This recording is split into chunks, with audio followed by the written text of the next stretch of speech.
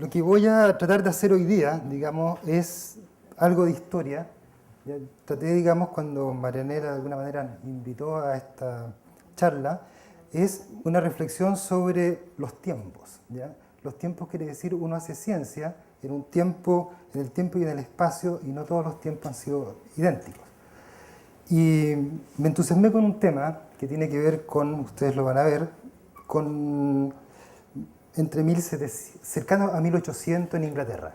¿Ya? Y ahí parte una serie de fenómenos, un movimiento que se llama el romanticismo, y de ahí va a partir esta reflexión sobre qué pasaba en esa época en Inglaterra que fue de alguna manera importante para la ciencia del mundo. Entonces, este tema tiene que ver el romanticismo, Frankenstein y la neurociencia. ¿Ya? Y aquí están todos mis colaboradores institucionales.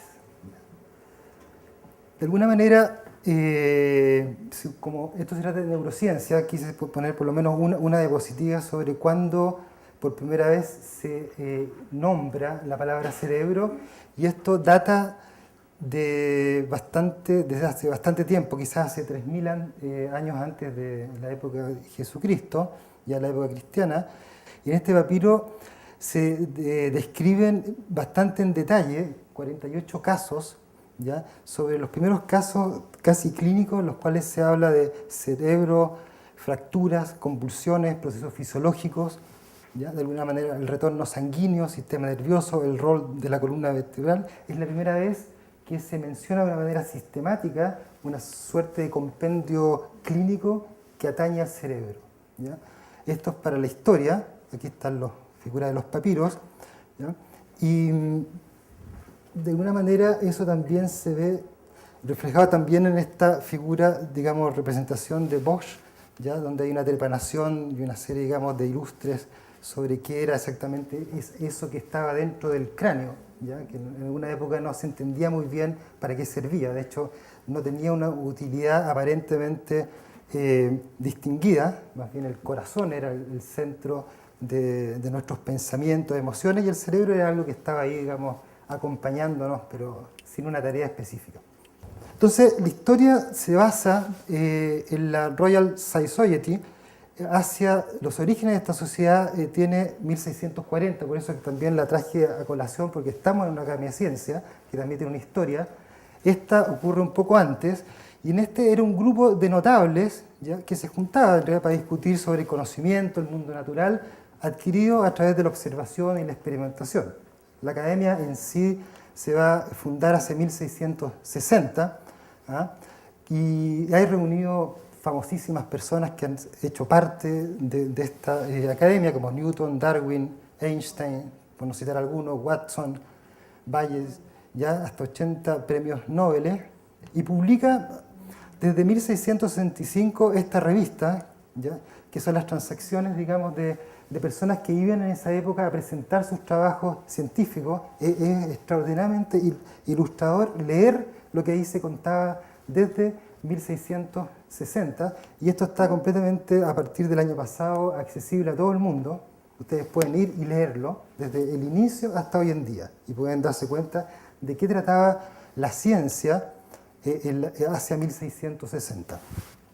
En esa época, James Cook, capitán James Cook, ¿ya?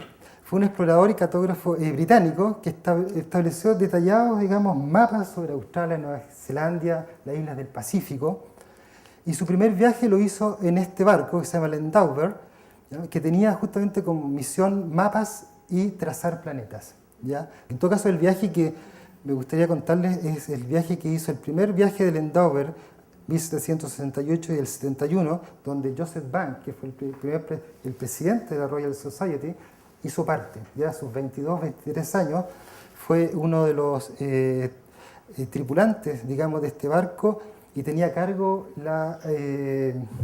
recoger información sobre la botánica, la fauna de este viaje que se ve aquí en verde, el que está acá, ¿ya? Se pasó, digamos, por la Polinesia, etc. ¿Ya? Este Joseph Banks está acá, ya en esa época tenía 20 y tantos años, cuando hizo este viaje, digamos, como los botánicos, los grandes botánicos de la época, digamos, como Darwin posteriormente, eran muy jóvenes y partían a la aventura, digamos, de descubrir el mundo. Y por eso, digamos, de ciertos aspectos, digamos, del romanticismo viene de esa acción hacia, digamos, de exploración, ¿ya? Joseph Banks fue un naturalista y parte de la primera expedición de Cook hacia el Pacífico, y ahí una de las descripciones que hace es sobre Tahití, ¿ya? Tahití en esa época la relata luego como una sociedad, digamos, totalmente que vivía en armonía con la naturaleza, con sus propias costumbres, que en algunos casos eran bastante chocantes para una moral, digamos, europea, por el liberalismo, digamos, de sus costumbres y acciones, ¿ya? Pero esto transformó a Banks completamente, y cuando vuelve, luego de, digamos, del término de este viaje de Lendauer a Londres, donde supuestamente llegaba y se iba a casar con su novia que estaba esperándolo, eso no pasó, y él se dedicó mucho tiempo, digamos, a reflexionar sobre este mundo que se abrió con este viaje para él, y después de un cierto tiempo él fue elegido, como decíamos, durante muchísimos años, durante casi 40 años fue el presidente de la Royal Society, donde ejerció un liderazgo impresionante como consejero también del rey Jorge III para lo que iba a ser el futuro de la ciencia inglesa. Acuérdense que en ese momento el ser buen científico también significaba hacer buena ciencia para el país, y había una cierta lucha muy interesante entre Alemania, Francia y Inglaterra, ¿ya? O sea, ¿quién producía más y antes que los otros? También este viaje para Tahití tuvo consecuencias bastante nefastas. Posteriormente, esas son las consecuencias, digamos, a posteriori, ¿ya? Cuando Banks fue, había cerca de 50.000 personas, y luego de los años rápidamente pasó a 6.000 personas, sobre todo eliminadas por el efecto del alcohol, los piojos, el tifus, la prostitución, las enfermedades venéreas, digamos, la civilización, ¿ya? La civilización que llegó a Tahití también, por otro lado, logró como exterminarla en gran parte. Esta época romántica, que a la cual estoy interesado, entre 1800 y 1840, un poco antes, ya fue como consecuencia a esta edad de la razón, donde prácticamente Newton había definido un mundo mecanicista, donde todo era mecánica, la física, ¿ya? Y a partir de una serie, digamos, de discusiones, la gente, sobre todo los intelectuales y científicos de la época, se revoltaron contra este movimiento, generando lo que ellos posteriormente se llamó el romanticismo, ¿ya? Buscar grandes causas, cómo nos integramos con la sociedad, cómo funcionaba un ser íntegro, no solamente por partes. Y no solamente tuvo repercusión a nivel de ciencia, también a nivel de poesía, de literatura en general, ¿ya? Y esto también abarcó otros países. Por ejemplo, Friedrich Schilling escribió un libro llamado Natural Philosophy, también sobre esta filosofía, digamos, donde la filosofía, la biología, la física se integraban para darle un concepto, digamos, de qué es ser vivo y cómo investigarlo, ¿no? Eso fue muy importante. Jean-Baptiste Lamarck también rebate esta filosofía mecánica y propone que lo vivo no puede deducirse solamente a las leyes físicas. Promueve una ciencia nueva de la biología. Goethals, que vamos a ver aquí, ¿ya? Johann Goethals, desde la poesía, y esto lo vamos a ver también luego en la visión de colores, describe el color como un proceso inherente e interno al humano, un proceso perceptivo. William Herschel, el astrónomo, también nos interesará, amplía el universo de la astronomía a través del descubrimiento de nuevos planetas, ¿ya? Y las exploraciones de James Cook abren paso a la realidad de otras sociedades. Ese es un contexto, digamos, de cómo se va formando este movimiento del romanticismo. Por otro lado, en referente a la neurociencia, se estudian en esa época los estados mentales, consciente, inconsciente, normales y anormales, como también al mismo tiempo Galvani, ya la electricidad, el magnetismo, la fenomenología, la mineralogía, la anatomía. Es decir, es un momento de la historia donde se generan múltiples vías y avenidas de investigaciones en múltiples áreas, ¿ya? Se abre el mundo de la ciencia hacia estas diferentes áreas y este movimiento más romántico trata de integrarlas como un conjunto. Del lado de la imagen pública, algunas pistas de por qué puse a Frankenstein aquí. Mary Shelley, a los 21 años, escribe una obra llamada Frankenstein, donde prácticamente va a recapitular sobre los debates de la época de esta transición entre la vida y la muerte, ¿ya? Como una protesta contra el antirreduccionismo. Y ella va a integrar en su obra una serie de conceptos de química, de anatomía y la filosofía natural. También nos plantea responsabilidad, la responsabilidad de esta sociedad, ¿ya? Con una suerte de moral de lo bueno o lo malo. Frankenstein va a canalizar, ¿ya? Movimientos en contra, a favor de lo que era posible o no posible hacer a través de la ciencia, ¿ya? Y también fue testigo esta época de grandes debates, que vamos a ver un ejemplo, sobre el vitalismo, ¿ya? Esta sustancia que genera vida, ¿ya? Que tiene una tradición bastante antigua en la historia, pero que en esta época del romanticismo se ve, las pasiones llegaron al extremo, incluso al extremo de hacer experimentos para mostrar lo correcto o lo incorrecto del vitalismo.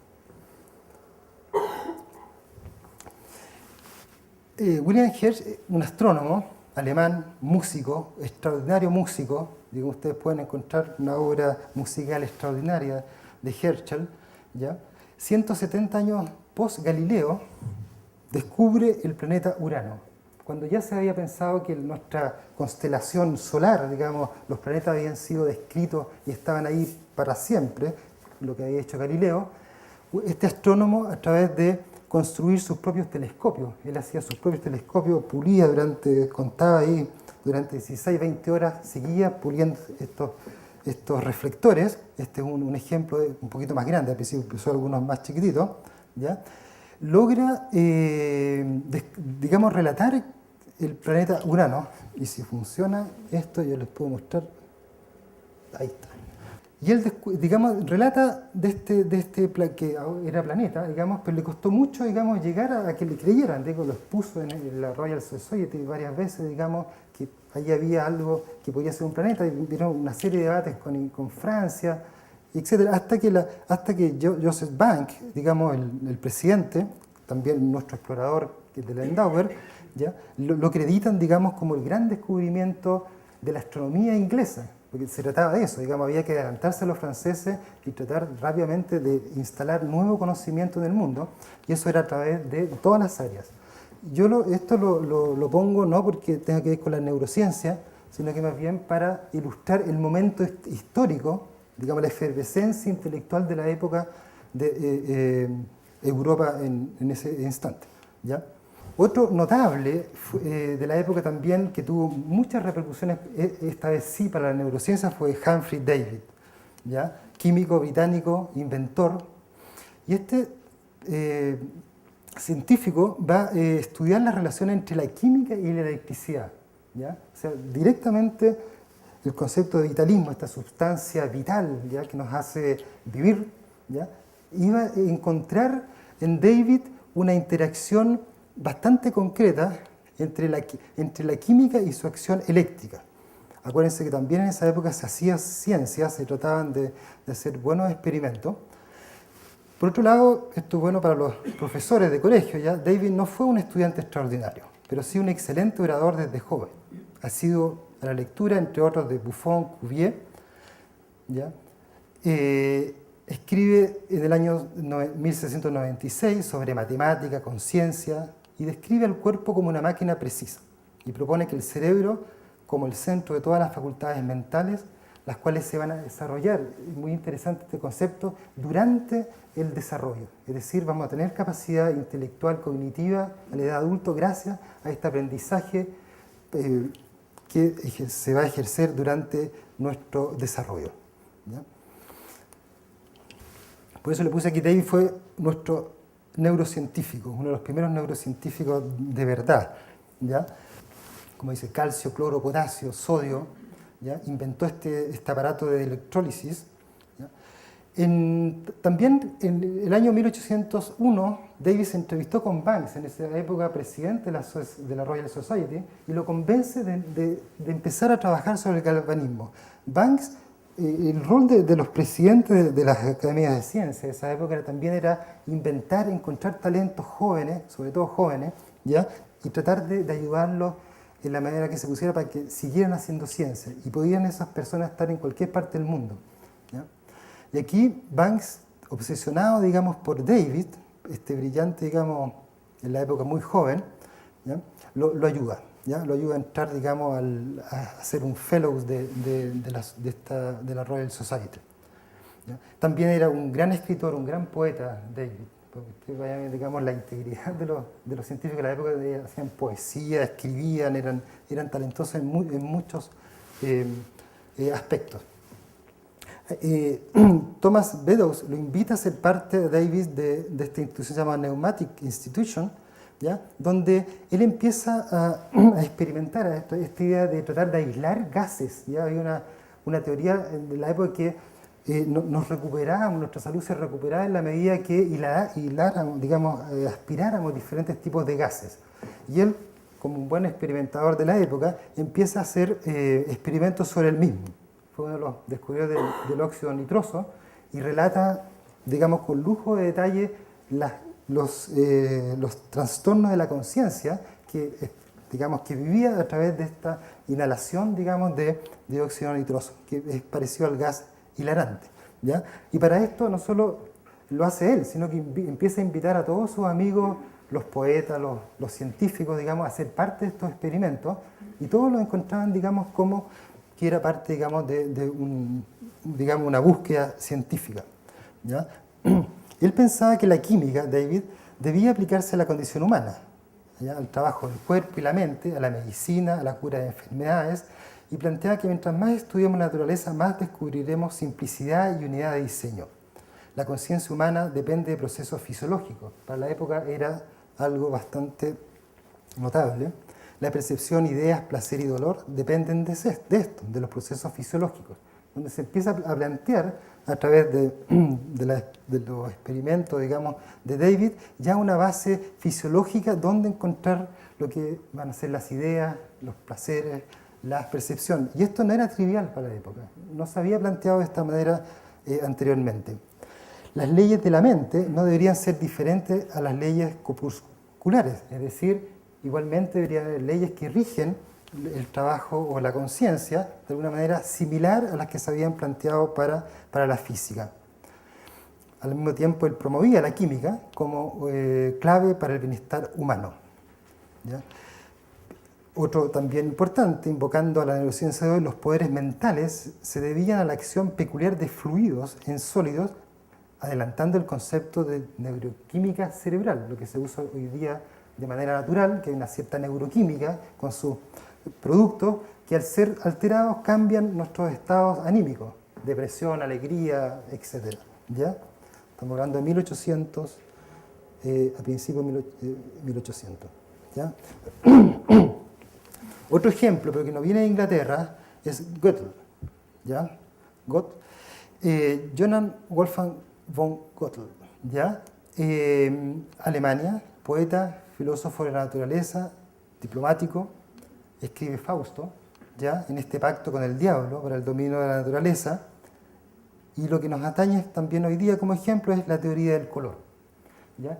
Y acá pasa Gödel a hacer una crítica de la visión también mecanicista y física del color que había planteado Newton, ¿ya? En términos del prisma, que a través de un prisma, un haz de luz blanca se descompone en diferentes colores, y es eso, el color.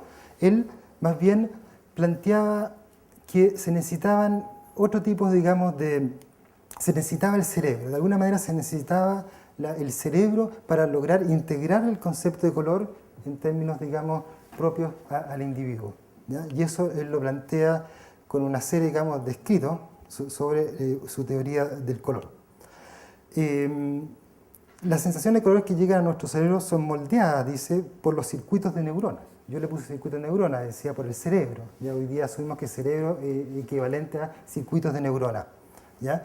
Y los objetos dependen, como los vemos, digamos, de un iluminante, a lo que los ilumina y de nuestra percepción, ¿ya? Y en esto yo creo que es importante, digamos, rescatar que fue uno de los primeros que anuncia también en su escrito una teoría que fue luego también comprobada, que son los procesos antagonistas fisiológicos de Herring, bastante más posterior, ¿ya? Y acá ya tenemos tres personajes, está Banks, está David, está Gill, que está ahí, ¿ya? Y ahora, ¿cuál es este debate y experimento sobre el vitalismo? Aquí tenemos a Galvani, ¿ya? Que fue un italiano médico, fisiólogo, ¿ya? Que estudió las propiedades eléctricas y la naturaleza del impulso nervioso aplicando electricidad a las patas de ranas. Fue el precursor del área de la neurofisiología. La hipótesis que tenían en esa época, digamos, con Galvani, era que la materia, digamos, para que viva, digamos, necesitaba una energía. Y esa energía debía ser electricidad, por diferentes razones. Entonces los experimentos que trataban, digamos, de comprobar esta teoría era aplicando impulsos eléctricos al material, digamos, a una pata de sapo y luego al humano. ¿Ya? Ustedes lo van a ver, al humano muerto, digamos, los cadáveres, ¿ya? De la misma época, Bichat, pero en Francia, desarrolla esta teoría de investigaciones fisiológicas sobre la vida y la muerte, donde se define vida como la suma de funciones que resisten a la muerte, ¿ya? Estos son parte, digamos, de los personajes de la época, ¿ya? Que van a dar cuenta de este debate bastante público, digamos, fue un debate público sobre el vitalismo. Dos personajes también importantes para este, digamos, movimiento sobre el vitalismo fue Giovanni Aldani, que era sobrino de Galvani, experimentó electrificando cuerpos sin vida por toda Europa, ¿ya? En Inglaterra causó mucho revuelo y tuvo que abandonar el país en 1805, ¿ya? Por una, digamos, no les gustó mucho. Andrew Urre, Scottish, médico, profesor de química, en Glasgow, también en 1819, un poquito más tarde que él, electrificó el cuerpo de Matthews Clydesdale, joven asesino sentenciado a la horca. Mira, esto es notable, este fue sentenciado a la horca y le entrega su cuerpo a los anatomistas. O sea, uno se piensa ahí que la figura del científico de la época era el peor castigo de entregarle el cuerpo a los anatomistas, se llama a los científicos, ¿ya? Con resultados que causaron gran sensación. Le aplicó electricidad por todos lados y aparecieron extrañas muecas, respiración, pero nunca logró reanimarlo, digamos, nunca le logró devolver la vida, que era la meta para seguir con, digamos, con esta idea del vitalismo, ¿ya? La teoría de un fluido eléctrico nervioso producido por el cerebro, conducido por los nervios y almacenado en los músculos, dio vuelta durante muchos años, ¿ya? A ver si aquí me aparece ¿ya? Algunas ilustraciones también de cómo esto se aplicaba, digamos, a enfermos, tratando de activar ciertas regiones del cerebro, del cuerpo, etc. ¿Ya? Este es como una charla ilustrada. También pasó a, digamos, a cosas como... Alguien va a hablar de zombies aquí también, pero ¿ya? También es lo mismo, digamos, Galvani ahí tratando de justamente ilustrar estas caricaturas, digamos, pero tiene que ver con esto de reanimar o volver a la vida cuerpos y cadáveres. Aquí vienen nuestros dos personajes que hicieron realmente durante años un debate sobre el vitalismo tomó lugar en la escena pública, ¿ya? Entre John Abernethy, ¿ya? Médico cirujano, estudiante de John Hunter en la disección de cadáveres, fue profesor de anatomía de la Royal College of Surgeons y dictó una serie de conferencias uterianas, que era el nombre de unas conferencias muy prestigiosas en la Royal Society sobre fuerza, fisiología y fuerza. Leo porque esto, digamos, es importante. Esta sustancia vital era invisible e inherente a la materia viva. La electricidad se transformaba en metáfora de la vida en sí. Sus conferencias no fueron bien recibidas por el público en general y en particular por su estudiante, William Lawrence, que está acá, quien era partidario más bien de un materialismo biológico, es decir, algo un poco más científico, digamos, que el vitalismo. Y aquí empieza cierta, digamos, Lawrence, él empieza a postular sus propias, digamos, ideas sobre este principio de vida. Lawrence recibió como paciente a Percy Shelley, que resultó ser luego el marido de Mary Shelley, que es la autora, digamos, quien escribió Frankenstein, ¿ya? Debido a serios trastornos nerviosos, Percy y su mujer Mary Shelley, ¿ya?, por recomendación de Lawrence, partieron a Italia en 1818, el año que se escribe Frankenstein, ¿ya? Tuvieron un debate en estas charlas que fue muy intenso, digamos, de puntos de vista muy, muy diferentes sobre este principio vital, ¿ya? Y Lawrence, debatiendo, digamos, la existencia de este principio de vida, el cuerpo es una organización física compleja, decía, la materia, médula del cerebro, es la que piensa y tiene conciencia. En este debate la sociedad se hizo parte, ¿ya? Se generó un grupo que se llama los Poetas del Lago, ¿ya? Coleridge era un poeta, digamos, parte de este grupo, que también crearon un movimiento anti-ciencia. O sea, dado este debate, ellos también se critican la posición del vitalismo, ¿no?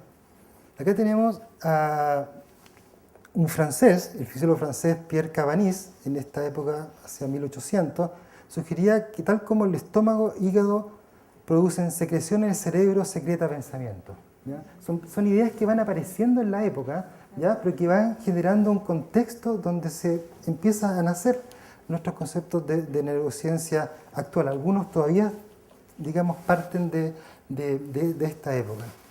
Volta, ¿ya?, italiano físico, demostraría luego que el fluido vital eléctrico no provenía del animal, sino de la acción química de las placas metálicas. Es decir, ya Volta, digamos, se pone más serio y dice, en realidad esto no viene del animal, sino que le estamos aplicando algo externo, sobre lo cual el cuerpo reacciona. Se empieza como a aterrizar este tema de los fluidos vitales. Y la respuesta literaria más importante al debate sobre el vitalismo fue de Mary Shelley con su novela Frankenstein, que es la historia de Frankenstein, es la de un joven científico que crea vida, pero reniega su creación, un monstruo. El cuerpo de la nueva criatura es ensamblado de partes y pese a que busca ser amado, todos lo rechazan. Esa hace parte de la historia de Frankenstein, ¿ya? Ella era escritora, defensora de los derechos de la mujer, 1792, un escrito sobre eso. Hace parte de un círculo de notables intelectuales de la época, Erasmo Darwin, William Blake, Henry Fuseli. Tenía 21 años cuando publica Frankenstein, en 1818, en respuesta a un desafío planteado por Lord Byron, ¿ya?, notable de la época, de escribir una historia de fantasmas. También se dice que a temprana edad, ya en su escuela, se interesó en los experimentos de Luigi Galvani, que vimos anteriormente, con golpes eléctricos en músculos de sapo muerto. La escritora va a ir recogiendo ideas de los debates públicos sobre ciencia, algo de literatura, lo que ve en el colegio, para ir formando, creando su historia que es Frankenstein. La inspiración inicial de Mary vendría de su asistencia, dice, a las conferencias de David. ¿Se acuerdan David, el químico que anteriormente hablábamos? Ella iba, su padre William Goldwyn la llevaba a conferencias. Imagínense llevar a jóvenes de 18, 19 años a ir a escuchar notables conferencias sobre la vida, la muerte, lo vital, ¿ya? Hoy en día es lo que estamos haciendo, ¿ya? Su padre la llevaba a estas conferencias y al parecer también de ahí empieza a tomar estas ideas de David sobre esta interacción entre electricidad y materia biológica, ¿ya? En su idea de vida, Mary habla de crear vida artificial y desarrolla plena las consecuencias del vitalismo, la reanimación de un cuerpo sin vida. Para esto crea un laboratorio literario donde se ensamblan partes del cuerpo que posteriormente se vitalizarían por una máquina voltaica, Volta, con sus pilas, ¿ya?, sus baterías.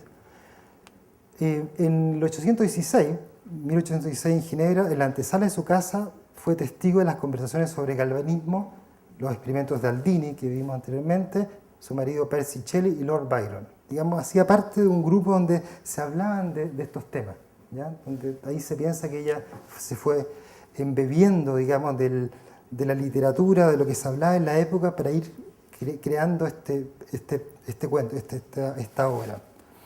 Victor Frankenstein, no encontré otra foto de él, ¿ya?, encarnaba presumiblemente a Johann Wilhelm Ritter, que es este físico y filósofo alemán interesado en el galvanismo, que determinó que la electricidad actuaba como reacción química. También se inspiró este autor de los experimentos de Herschel sobre las radiaciones infrarrojas. La observación en infrarrojo también fue avanzada por Herschel, nuestro astrónomo, ¿ya? Y en experimentos sobre cloruro de plata, donde logra cambiar la longitud de onda del estímulo, ¿ya? Describe por primera vez las radiaciones ultravioletas. Entonces, él fue uno de los primeros en describir las radiaciones ultravioletas. Fue seguidor de Schilling, ¿ya? Otro escritor que vimos anteriormente, y realiza experimentos similares a David y muere sin pan ni gloria a los 33 años en 1810. Es decir, al parecer el personaje principal, ya que encarna Víctor Frankenstein, era un personaje real, ya que por alguna razón no se le dio eventualmente el grant, el apoyo, el fondesit de la época, ¿ya? Y no logró seguir adelante. Y murió a los 33 años endeudado con 3 hijos, ¿ya? Y la única foto que tenemos de él, por eso que no tuvo un pintor que hiciera un buen retrato de él, tenemos una foto que está ahí. Mary Shelley se interroga sobre la nueva criatura, que es la creación de Víctor Frankenstein, si sería humana, tendría lenguaje, conciencia moral o sentimientos y simpatías. Mary incorpora reflexiones de Lawrence, que vimos anteriormente, sobre teorías del desarrollo del cerebro. Examinando el cerebro, la mente se desarrolla paulatinamente cuando crecemos, hasta su plena expansión en el adulto. La criatura de Frankenstein, sin embargo, era la de un adulto, pero con la mente de un infante, sin memoria, lenguaje o conciencia. En la época, el libro no causó simpatía por todos lados, ya que, por ejemplo, John Wilson Crockett escribió: los sueños enfermizos se ven reflejados en el fuerte lenguaje de lo enfermo, y el autor, ella, pese a la racionalidad del prefacio, nos deja dudas si no está más enfermo que su héroe. ¿Ya? Este libro se vendió en 500 copias, y más bien la fama viene de otro lado, por su adaptación al teatro. ¿Ya? En varias partes se crearon la obra en el teatro de Frankenstein, donde la figura de Frankenstein fue alterada. De ahí viene toda la manipulación publicitaria, cambiando la figura de Frankenstein por la de un científico sin moral y un laboratorio de horror. La criatura fue transformada en un monstruo. Nada de esto está en la obra original, donde aparece la figura del científico creador como romántica e idealista. O sea, en su adaptación Paso al teatro, ¿ya? Nos transformamos que el héroe de Frankenstein original fue mediático, ¿ya? Fue el malo, el científico malo, justamente lo que uno no quiere que pase. Entonces, eso es como la historia un poco de la idea de Frankenstein, que encarna, si bien en la literatura, si uno lo lee ahora con otra perspectiva, y ustedes pueden ir a leerlo de nuevo, tratar de encontrar cuáles son los personajes y los conceptos que estaban detrás de ellos, digamos, de esta obra, y poder también situarle en la época donde Shelley lo escribió, y que en realidad era un buen reflejo, pero en la literatura, digamos, de lo que estaba pasando en la ciencia. Yo de esto ahora quise también tomar un caso de estudio un poco más cercano, para tratar de ver, de darle cuerpo a lo que hemos visto anteriormente. ¿Ya? Y para eso quiero inspirarme en 2 o 3 científicos. Uno es la neurofenomenología de Francisco Varela, ¿ya? Porque él plantea un concepto que se llama la enacción, ¿ya? Acuñada por Varela, donde describe en realidad todo sistema perceptivo como necesario, que necesariamente involucra más de un actor. ¿Ya? Más un actor en este sentido es, por un lado, el actor es la persona, pero también el mundo externo, y entre estos dos entes se va a generar el concepto, en este caso estamos hablando de color, lo que realmente es el color, que es un lugar que no está ni afuera ni adentro. Y para, digamos, darle un nombre a ese proceso con el cual se adquiere conocimiento a través de la experiencia, del moverse sobre el mundo, él lo llama enacción, ¿ya? Vivir, tomar en cuenta, digamos, lo que está afuera, pero al mismo tiempo hay que integrarlo en su historia, ¿ya? No, partiendo con esto. Y este concepto se parece de alguna manera bastante lo planteado por Goethe, digamos, la teoría del punto de vista, digamos, de lo que escribió sobre la visión, la teoría de los colores, es integrar el concepto de color más allá que de su calidad física, ¿ya? De los fotones incidentes sobre un fotorreceptor, ¿ya? O la absorción por el pigmento visual de fotones, más bien integrar también la otra parte, que es cómo eso se recibe en una red, ¿ya? De millones de conexiones neurales, que es el cerebro, parte, vías visuales, etcétera, como eso también hace parte de lo que llamamos color. Y este concepto fue también usado por Francisco Varela en sus estudios posteriores. Y tuve la suerte de participar junto a él, digamos, en un artículo que publicamos hace ya un tiempo, donde usamos, un artículo que se llama Way of Coloring, donde usamos este concepto, digamos, tratemos de definir lo que es color. O sea, planteemos qué es color para las ciencias de la computación, para la biología, etcétera, para la filosofía. ¿Ya? Tratemos de ver si de ahí logramos sacar una idea un poco más aterrizada sobre lo que el concepto de color es. ¿Ya? Y esto de alguna manera se inspira en Goethe. Por un lado, nosotros discutíamos que diferentes implicaciones sobre la visión de colores dan cuenta de postulados filosóficos muy diferentes. Por ejemplo, la visión computacional que acabo de mencionar es compatible con cierto objetivismo. ¿Ya? Se podría parecer a Newton, en el sentido que el color, por ejemplo, está en los objetos. Tomo la bandera que está acá y este rojo bordeo, no sé cómo se definirá. No, perdón, las mujeres tienen rojo nomás. Rojo, ya. Ese rojo en realidad se define solo porque aquí hay de esta luz incidente que llega por todos lados, se refleja una longitud de onda o la energía del fotón correspondiente a esa longitud de onda, esa frecuencia, ya llega en nuestros ojos y con eso en realidad percibimos color. Y lo que va a tratar de hacer la visión artificial, ¿ya? En primera fuente, va a tratar justamente de generar algoritmos a través de cámaras y todo para recuperar ese invariante que es justamente la longitud de onda. ¿Ya? Y eso no nos sirve, ¿ya? No nos sirve porque finalmente por otros experimentos que vamos a ver después, eso no da cuenta y es muy difícil, digamos, asignar objeto, color con solamente el vector longitud de onda. ¿Ya? Por otro lado, también la psicofísica y la neurofisiología se acercan al subjetivismo. Por adentro, ¿ya? El color está en la cabeza. ¿Ya? Solamente produzco colores a través de mi producto, digamos, red neuronal. ¿Ya? Y lo que describimos también en este artículo es a través de investigaciones comparativas sugieren en realidad que la visión, para realmente definir la visión de colores, qué es color, necesitamos tener algo de objetivismo, pero también los aspectos ecológicos. ¿Ya? ¿Dónde está situado el organismo? ¿Ya? ¿En qué parte? ¿Cuál es su ecología? ¿A qué responde? ¿Está debajo del agua? ¿Está en el desierto? ¿Está en las montañas? ¿A qué responde? ¿Cuál es la tarea? ¿Cuál es la tarea que tiene que responder ese sistema visual? Y cuando uno integra esa pregunta, las cosas resultan un poco más asequibles. Luego nos acerca también al tema los escritos de Oliver Sacks. Es un doctor en neurología, escrito pero una gran cantidad de libros, todos notablemente interesantes sobre casos clínicos. Y uno de esos casos clínicos que les quiero mencionar ahora pero antes que eso, él también se define como parte de este movimiento romántico, pero de hoy en día, ¿ya? En la cual dice que una ciencia que da cuenta de la globalidad de lo que significa ser individuo único.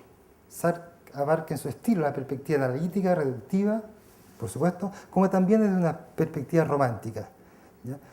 Y yo creo de esa manera también, cuando uno lo lee, va a ver que lo importante aquí es el sujeto pleno. El sujeto que actúa, que vive en el mundo, que tiene experiencia, que tiene vivencias, no solamente los trastornos clínicos, se le rompió un pedazo del cerebro, por lo tanto, eso hay que solucionar solamente eso. Y el caso de esto lo vamos a ver en lo que sigue.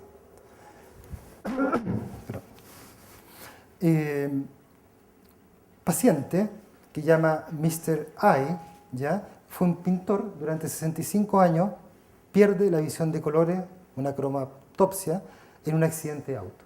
va un día en auto, lo chocan, se despierta de eso, pierde un poquito de memoria, pero se recupera, no ve colores. ¿Ya? Ese es el drama, o sea, ese es el hecho de Mr. Eye. ¿Ya?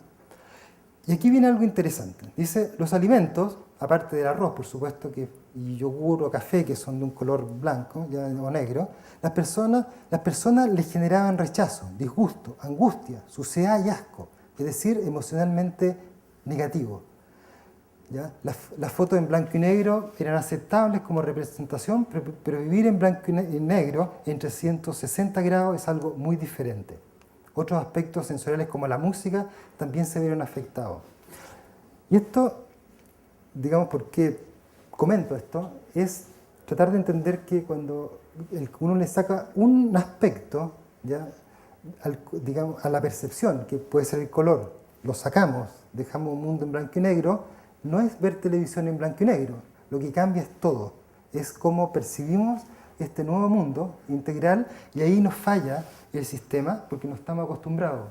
No hemos vivido ese mundo en blanco y negro, por lo tanto no es nuestro y se genera, digamos, sensaciones como de suciedad, de asco, descontento, cosa que por la teoría más bien newtoniana, de Newton, digamos, eso no tiene mucho sentido, porque solamente lo que le preocupaba era la parte física. Y acá, digamos, notoriamente no hay una visión de colores.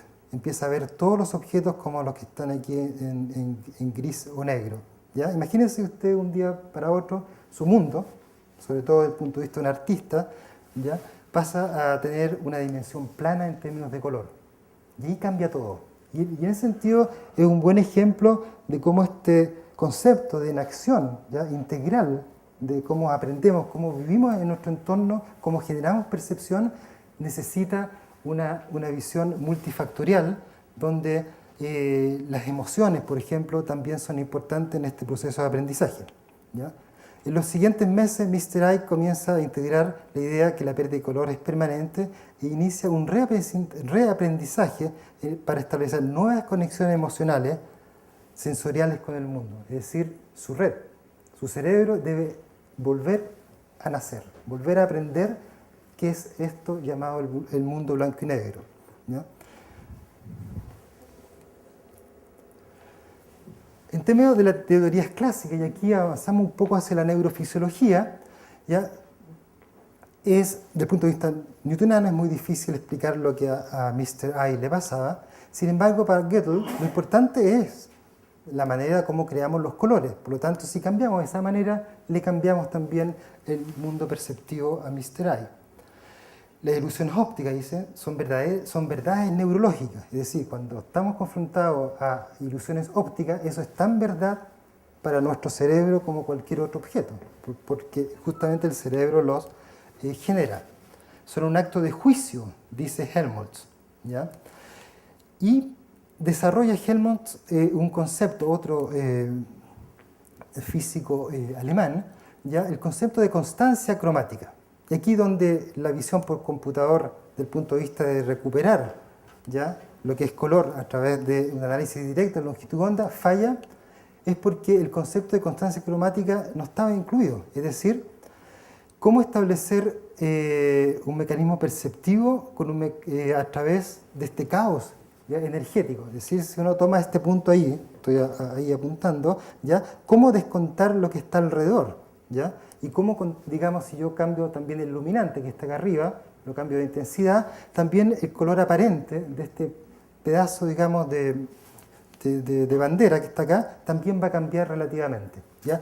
Y estos experimentos se han hecho, digamos, recientemente, un Mondrian, un pintor, pero fueron utilizados por Land, el inventor de la Polaroid, ¿ya? Para demostrar, digamos, que independiente de iluminantes, luces rojas, verdes, azules, en diferente intensidad, ¿ya? Nuestro sistema siempre se las va a arreglar para decir que aquí hay un color amarillo, ¿ya? Pese a que si ustedes van con un espectrómetro directamente a medir lo que de ahí viene, no va a ser amarillo, ¿ya? Va a ser una mezcla de todo lo que está aquí, ¿ya? Y ese fenómeno de la constancia cromática ya fue iniciado por Helmholtz, ¿ya?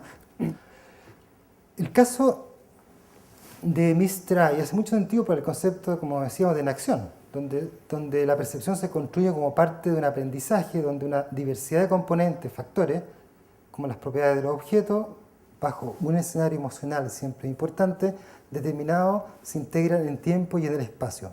El sacar, y esto como recapitulación, una de las componentes originales genera un desajuste íntegro de la percepción pese a lo racional, con lo cual el sujeto o la persona pueda estar. Digamos, uno puede estar muy consciente de que en este momento estoy ciego al color, ¿ya? Todo está en blanco y negro, pero no me sirve, o sea, no es suficiente, ¿ya? En ese sentido lo racional viene acá, que yo puedo ser muy racional al respecto, pero las vivencias que me va a generar este mundo blanco y negro son las que describimos anteriormente.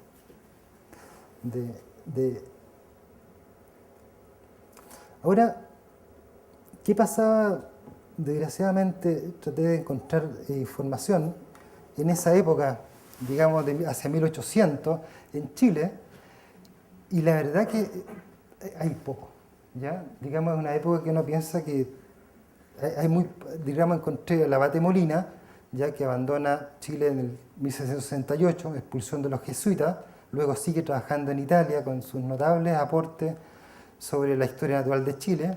Claudio Gay, también francés, que viaja a Chile en el 1828, motivado justamente por la flora y fauna de Chile, recorre Chile, empleado por el gobierno, y es pionero de la ciencia en Chile en base a numerosos trabajos. Darwin solo pasó por Chile en el año 34, donde hace grandes, digamos, descubrimientos sobre las descripciones sobre la geología, pero no hay mucho. Hacia 1800 Chile no teníamos esa capacidad, por lo menos descrita. Ya traté de encontrar más información y la verdad que hay muy poca, ¿ya? Y eso me hace pensar que finalmente, y esa es como una reflexión del rol de las academias de ciencia en general y de historia nuestra, que Chile empezó tarde, o sea, empezamos nuestra ciencia y la falta quizás de grandes debates en Chile sobre la ciencia, la historia de la ciencia, donde se originan ideas, nos saltamos periodos enormes de la historia, ¿ya? Y que no logramos. Si uno analiza hoy día la historia de la ciencia, ¿qué estamos haciendo? Y le preguntamos a cada uno de los científicos cuál es su postulado filosófico, o digamos, sobre lo que está haciendo, y nos vamos a dar cuenta que, bueno, estoy haciendo biología 001 o 002, no importa cuál sea, ¿ya? Pero ¿cuál es el concepto global? ¿Ya? ¿Y cuál es el periodo histórico en el cual estamos, digamos, nosotros hoy en día? Y esa reflexión me gustaría encontrarla. A veces uno ve algunas tesis en filosofía, por ejemplo, que hablan un poco de historia, pero hay muy poca. Y ese es un llamado también a lugares como en el que estamos, también a promover la historia de la ciencia, en términos realmente, digamos, de situarnos. Nosotros nos saltamos esta época de Newton, nos saltamos el vitalismo, nos saltamos los experimentos duros, ¿ya? De la electricidad con el sapo, ¿ya? Y lo que empezamos hacia 1900, 1920, por ahí, a recién empezar a tener una ciencia con una historia que prácticamente no viene por digamos, personas que venían de otras partes, los grandes naturalistas, ¿ya? Yo creo que hacia 1900 y algo, ahí empieza realmente la ciencia, digamos, en Chile en términos de aporte.